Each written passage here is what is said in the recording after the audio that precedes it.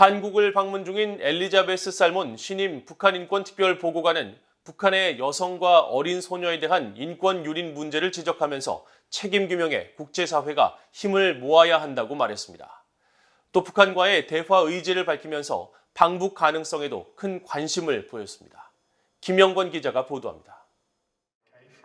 엘리자베스 살몬 신임 유엔 북한인권 특별보고관은 1일 서울에서 진행된 2022 한반도 국제평화 포럼에 참석해 북한 인권 개선을 주제로 한 토론에 기조발제를 했습니다.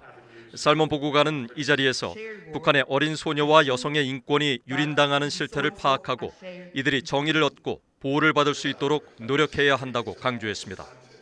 Alongside that difficult task, there are many other tasks such as strengthening the prospects for accountability by hearing and recording witnesses and victims' accounts, highlighting and documenting critical topics such as the situation of women and girls, and the situation of detainees, and raising awareness among the international community about the need to seek protection and justice for victims of human rights abuses.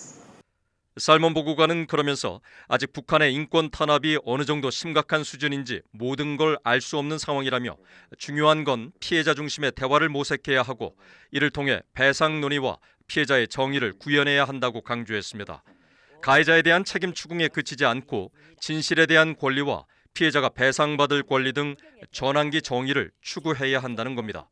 살몬 보고관은 또 2004년 유엔 북한인권 특별보고관직 출범 이후 18년 동안 많은 노력으로 북한인권 상황에 대한 이해를 높이고 책임규명 증거를 마련하는 등 성과가 있었지만 협력의 부재로 큰 진전을 보진 못했다면서 국제 연대의 중요성을 거듭 강조했습니다.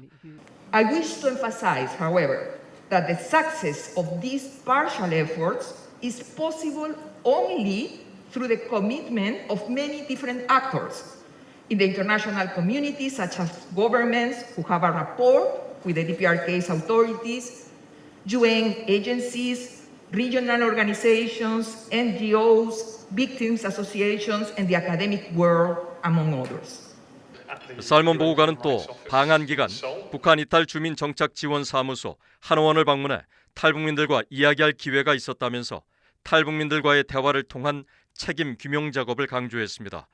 앞서 살몬 보고관은 전날 영국 주재 북한 공사 출신인 한국국회 국민의힘 소속 태영호 의원과 만나 북한 인권 문제를 논의했습니다. 살몬 보고관은 이 자리에서 북한을 직접 방문해 인권 문제를 면밀히 살펴보고 싶다는 의사를 밝히고 북한 측과 인권 대화의 길을 위해 끊임없이 접촉할 것이며 국제 포럼이나 세미나도 적극 참여할 것이라고 밝혔습니다. BA 뉴스 김영권입니다.